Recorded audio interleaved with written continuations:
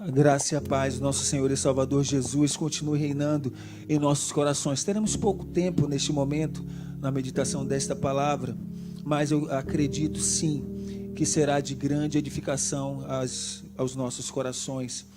E eu até já coloquei lá mandei o slide aí para facilitar e a gente ser bastante dinâmico naquilo que a gente vai refletir nesse pequeno momento. E já diz ali: você também foi chamado. Grava essa frase aí no seu coração. Isso vai facilitar muito aquilo que você tem feito, aquilo da forma como eu tenho me comportado. Quando eu tenho bem entendido esta frase, muda tudo. E aquilo que precisa ser mudado vai mudar, porque quando eu entendo que eu também fui chamado, né? E essa é uma frase que quando nós começamos a colocar no nosso coração, mas chamado para quê? Chamado por quê? Chamado por quem? Para fazer o quê? Isso vai colocar nos nossos corações e na nossa mente muitas perguntas. Muitas coisas vão vir na nossa mente para que isso seja assim estabelecido. Mas o apóstolo Paulo, ele na sua carta aos Efésios, no capítulo 4, pode passar o slide, e aí ele inicia com essa palavra aí, ele faz assim: rogo-vos. E aí vamos ler esse texto, como está ali, ó. Rogo-vos, pois, eu, prisioneiro no Senhor, que andeis de modo digno da vocação a que fostes chamados, com toda a humildade e mansidão, com longanimidade, suportando-vos uns aos outros em amor, esforçando-vos diligentemente por preservar a unidade do Espírito no vínculo da paz.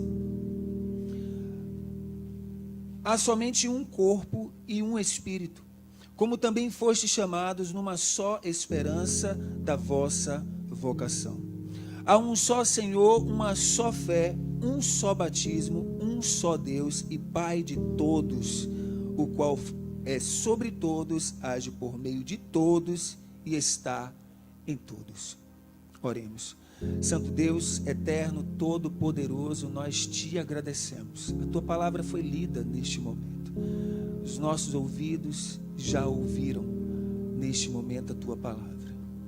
A tua palavra diz também: quem tem ouvido, ouça o que o Espírito diz às igrejas. Estamos aqui, ó Deus, para ouvir a tua voz, para que o Senhor fale aos nossos corações. E esse pouco momento, ó Deus, que teremos nessa reflexão, que seja algo de grande edificação, porque o que vai produzir de fruto não vai ser neste pequeno espaço de tempo, mas vai ser depois, quando essa palavra frutificar no nosso coração. Por isso, ó Deus, que ache terra boa neste momento esta palavra em nossos corações. É o que eu te peço, agradecido em nome de Jesus. Amém.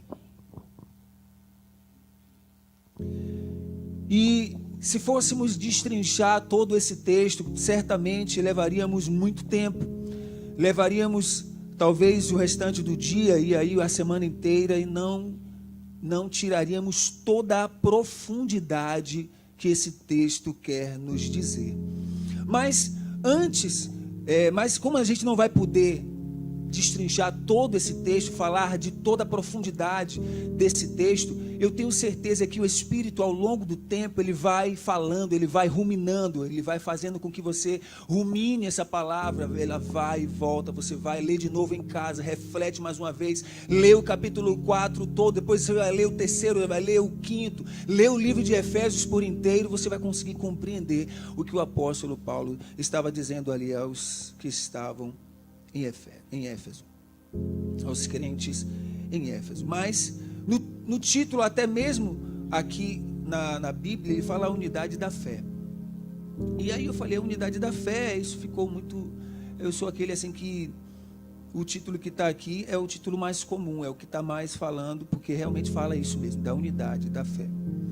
Mas como ter essa unidade da fé? E aí uma frase que eu, meditando, pedindo ao Senhor que falasse ao meu coração, o que tem faltado, o que tem feito eu não compreender essa unidade da fé, né? E aí, olha o que ele fala logo no capítulo 4, o versículo logo primeiro, ele vai assim: rogo-vos, pois eu, prisioneiro do Senhor, que andeis de modo digno da vocação a que fostes chamados. Isso daí me chamou muita atenção, porque Paulo, ele em algumas das suas cartas, ele costuma usar essa expressão, rogo-vos. A gente vai lá para Romanos capítulo 12, né, versículo 1, ele: rogo-vos, pois, irmãos, pela compaixão de Deus, que apresentei os vossos corpos em sacrifício vivo, santo e agradável a Deus. É como se ele tivesse, pelo amor de Deus, vamos colocar no nosso linguajar hoje, ele estivesse clamando: meus irmãos, pense numa pessoa que entendeu o assunto, mas ele quer que você entenda, ele precisa que você entenda aquilo. Ele está ali dizendo assim: olha, busque o que for necessário, busque conhecimento de onde for necessário, busque em Deus o que você precisar, busque em Deus, mas entenda isso. Vocês precisam viver de modo digno na vocação em que fostes chamados. Mas chamados para quê? Se a gente ler o texto todo, nós vamos entender para que fomos chamados. Um dos pontos, a gente vai logo perceber, porque quando Cristo chama, lembra daqueles pescadores, Tiago, João e Pedro, ele chamou para ser o quê? Pescadores de homens, né? Mas se a gente perceber o que nós precisamos ser hoje, para que as pessoas enxerguem em nós Cristo, precisamos ser seu discípulo. Mas não é sobre isso ainda que a gente vai falar. O ser discípulo, a gente até já entende, já sabe, já ouviu falar, nós temos que ser discípulo de Cristo, é verdade. E ser discípulo nós já sabemos. Pense numa linha paralela aí, é uma do lado da outra, não é isso? Ótimo, é andar lado a lado. Você de um lado, Cristo do outro. Os mesmos passos de Jesus é os seus. Palavras de Jesus é as suas. Atitudes de Jesus é a sua. Andar lado a lado. Isso é ser discípulo de Cristo. Mas o apóstolo, ele deu no versículo 2 algumas características, ele deu algumas palavras-chave para que entendamos melhor como viver de modo digno a vocação em que fomos chamados. E essas 4 palavras podem passar já uma por uma. Olha, humildade. E a próxima? Pode passar, que ela vai chegar. Isso, mansidão. E a outra, longanimidade. E a outra, suporte. Olha só, olha o que o versículo 2 diz: com toda a humildade e mansidão, com longanimidade, suportando-vos uns aos outros em amor. Aí eu fui lendo o texto todo, né? Fui até o 6 e percebi que essas 4 palavras-chave fazia muito sentido a quem devemos imitar. Porque quando o apóstolo Paulo falou com toda a humildade, mansidão, longanimidade, suporte, o apóstolo Paulo, que era nesse momento ali o escritor, quem estava, né, passando esta carta para os crentes ali em Éfeso, ele estava falando dele mesmo? Estava falando de Paulo? Paulo, um homem bastante humilde, manso, ele não matou quase ninguém, não foi? Rapaz, pensa num cara manso, É o apóstolo Paulo. Pense aí no cara manso, longânimo, o apóstolo Paulo. Pense aí o cara que dava suporte para todos os seus irmãos. Todo mundo que precisava de suporte estava ali, o apóstolo Paulo. Ele estava falando dele. São essas características. Se a gente for observar essas 4 palavras, temos 3 adjetivos, né? Se for olhar pelo português, se eu estiver errado, me corrija para a gente não ficar gravando essa coisa errada. Mas os 3, humildade, mansidão, longanimidade, são qualidades? Podem ser caracterizados como adjetivos, não é isso? Se estiver errado, me corrija, pelo amor de Deus. Suporte é um verbo? Né? Pois é. Eu suporto, tu suporta, ele suporta, eu suporto. Nem vai o negócio, né? Me corrijam logo, viu? Mas está certo. Então, essas 4 palavras-chave aí no texto vai designar para a gente algo muito importante. Mas se ele não estava falando dele mesmo, e ele estava pedindo àqueles crentes em Éfeso que, para que eles andassem de modo digno, eles precisavam ter humildade. Eles precisavam ser mansos. Eles precisavam ser longânimos. Eles precisavam dar suporte. E olha como ele fala, suportando-vos uns aos outros em amor. E eu sempre reafirmo, dizendo que suporte não é tolerar, suporte é suporte mesmo. Porque às vezes, por isso que eu mudei o nome de suportando-vos. Porque suportando-vos, não sei porque ao longo do tempo as pessoas entenderam como tolerando. Não é isso aí. É dar suporte, é você ver o irmão em dificuldade, você dá um suporte àquele irmão. E olha que é suportando-vos uns aos outros em amor. Isso é muito pano para manga quando fala esse suporte em amor. Então vamos parar nisso agora. Muito pano para manga. E aí, esforçando-vos diligentemente por preservar a unidade do Espírito no vínculo da paz. Olha só, essa primeira palavra aí, humildade, ele estava falando, claro, né, de Cristo. Vamos lá para o próximo versículo. Essa humildade e mansidão, claramente, ele fala assim, com toda a humildade e mansidão. Olha o que o versículo lá em Mateus, né, capítulo 11, 29 diz, olha, tomem sobre vocês o meu jugo e aprendam de mim, pois sou manso e humilde de coração, e vocês encontrarão descanso para as suas almas, para vivermos de modo digno a vocação em que fomos chamados. Nós fomos chamados, você foi chamado. Humildade e mansidão, característica de Cristo, e ele diz, aprendam de mim, que sou manso e humilde de coração. É importante, é necessário isso ter intrínseco em você, para que haja, né, esse modo, esse andar, né, de modo digno, da forma como Paulo estava rogando ali àqueles crentes que estavam na igreja em Éfeso.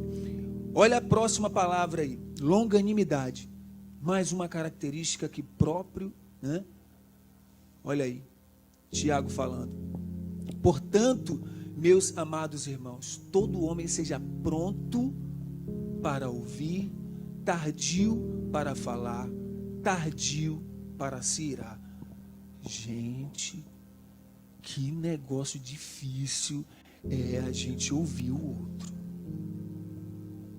É uma coisa, olha, ouvir a pessoa e ouvir tudo, porque às vezes teve pessoas que já falou assim, olha, às vezes você não ouve, mas você me ouve, mas não escuta. Às vezes você me escuta, mas não me ouve.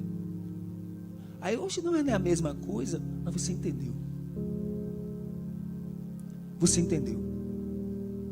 O que uma e outra palavra vai querer dizer, você entendeu. Muitas vezes você escuta uma pessoa, mas não ouve ela. Ou pode ser o contrário. Às vezes você ouve, mas não escuta.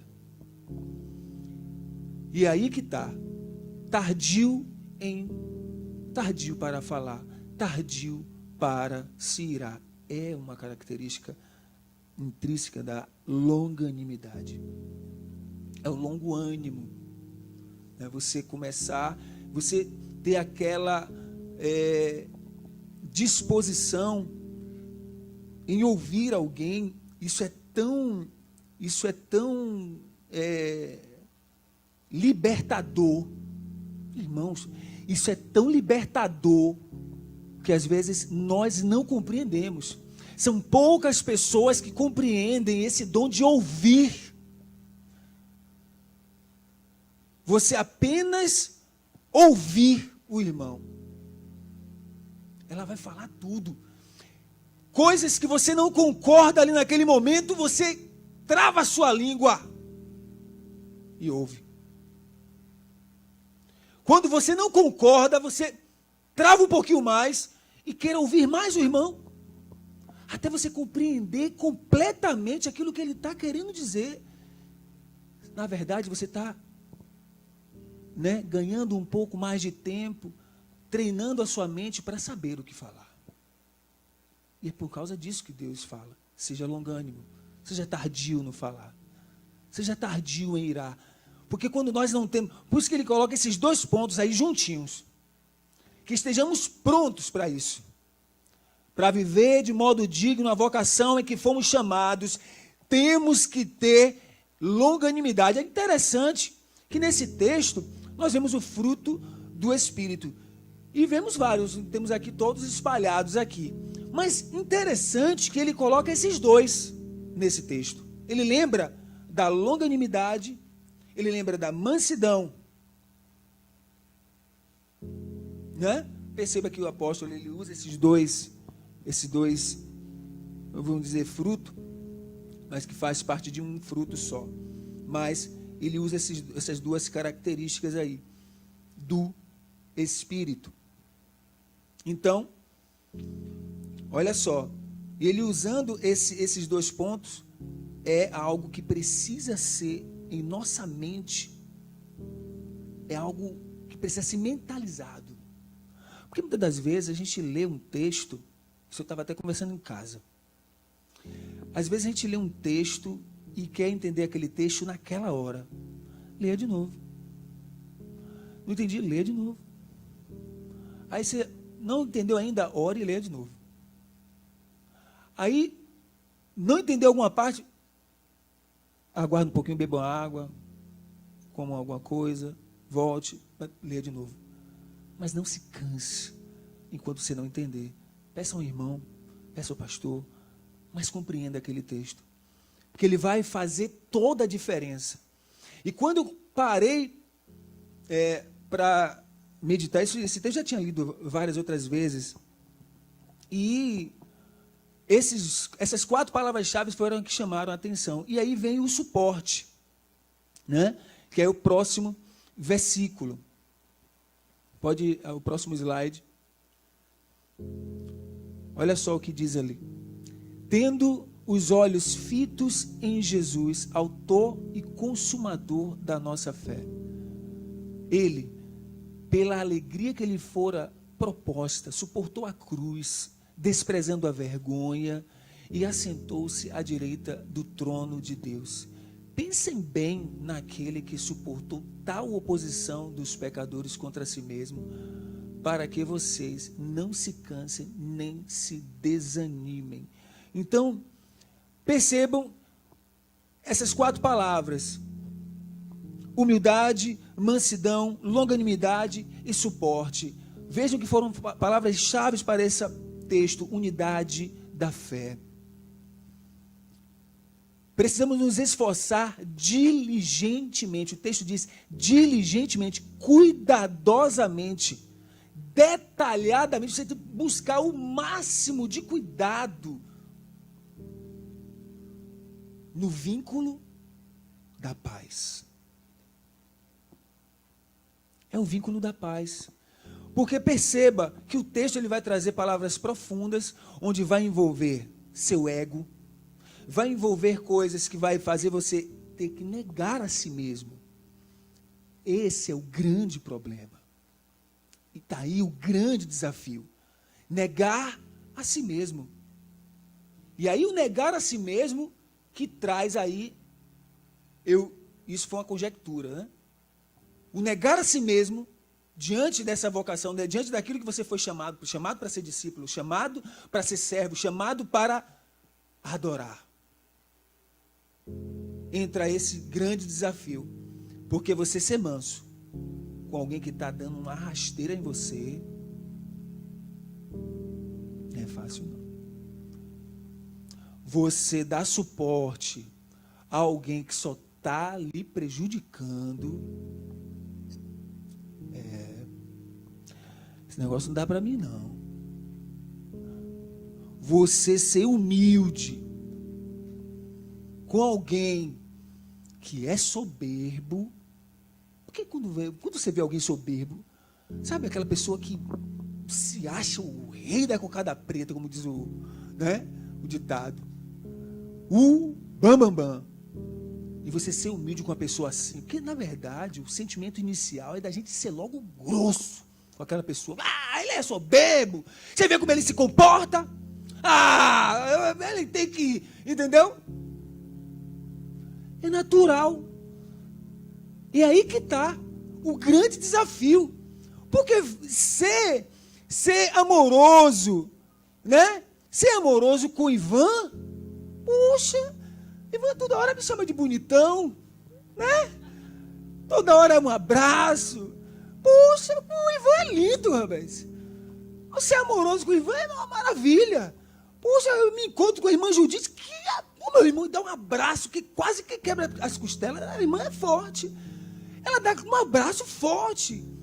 Então, ser amoroso com a irmã Judite é uma delícia. Entendeu? Você tratar a Judite bem, que fantástico. Isso daí, meus irmãos, aí como diz, né? Até os publicanos fazem assim. É assim que a Bíblia diz. Fazem assim. O desafio está, igreja, sou eu. Igreja não são paredes, igreja tem 2 pernas e 2 braços, tem uma boca que deveria falar menos, fazer mais. Essa é a igreja. Essa igreja que Paulo estava falando, não era a estrutura que foi construída ali em Éfeso, até porque nem tinha, não sei se tinha, não, era tudo na casa do pessoal. Então é essa igreja que precisa entender que quando você é desafiado com alguém que está lhe prejudicando, que está falando mal de você, é essa pessoa que você tem que amar, é essa pessoa que você tem que dar suporte, é essa pessoa que você tem que ser humilde, é essa pessoa que você tem que provar que você está sendo humilde, está andando de modo digno à vocação que foi chamado. O desafio não é eu tratar bem aquele que me trata bem, porque esse é fácil. Quantas vezes de idade foi chamado de besta? Quantas vezes de idade foi chamado de abestalhado, você é muito... você é paciente demais. Se eu, no seu lugar já tinha... Já ouvi muitas vezes isso. Mas eu sei que, na verdade, eu não estou fazendo aquela pessoa. É a Bíblia, é a palavra de Deus que tem me impulsionado o tempo inteiro a ser aquilo que ela está dizendo que eu tenho que ser. Fácil? Mas é simples. Próximo slide. Olha só. Portanto, irmãos, tá difícil, está pequenininho, né? Portanto, irmãos, empenhem-se, olha como diz a palavra, empenhem-se ainda mais para consolidar o chamado e a eleição de vocês, pois se agirem dessa forma, jamais tropeçarão. Não vai ser podem agir dessa forma aí. Algumas vezes vocês vão tropeçar. É isso que está dizendo ali? Pois se vocês agirem dessa forma, jamais tropeçarão. E assim vocês estarão ricamente providos quando entrarem no reino eterno de nosso Senhor e Salvador Jesus Cristo. Você também foi chamado. Não foi chamado para ficar sentado aqui, não. Aqui é o momento de aprender. Mas você foi chamado para sair. Igreja, eclesia, sai para fora. É redundante? Você foi chamado aqui, reunidos para adorar, para se encher, mas é lá que você exerce seu chamado. É lá fora. Aqui não. Não fique pensando que aqui você está exercendo o chamado. Aqui, esse momento de pregação, esse momento onde o Senhor está falando aos nossos corações, não é o cumprimento do seu chamado, do meu chamado. O chamado é lá fora. Quando você vê alguém necessitado e você dispõe do seu suporte, da sua humildade, do seu amor, e ajuda aquele próximo, como fez o samaritano. Não é assim? Você também foi chamado. Que o Senhor, que o Espírito Santo continue falando aos nossos corações. Oremos. Santo Deus, eterno, todo-poderoso, nós te agradecemos pela palavra que o Senhor assim falou aos nossos corações. Que o Senhor continue a falar, que possamos ruminar cada vez mais, meditar mais na tua palavra. Nos ajuda, ó Deus, a fazer tudo aquilo que seja a tua vontade, que é boa, perfeita e agradável. Foi pouco o tempo, mas certamente algo que edificou as nossas vidas, e que possamos crescer cada vez mais na tua graça e no teu conhecimento. É o que eu te peço, Senhor, em nome de Jesus. Amém. Teremos ensaio, né? Glória a Deus.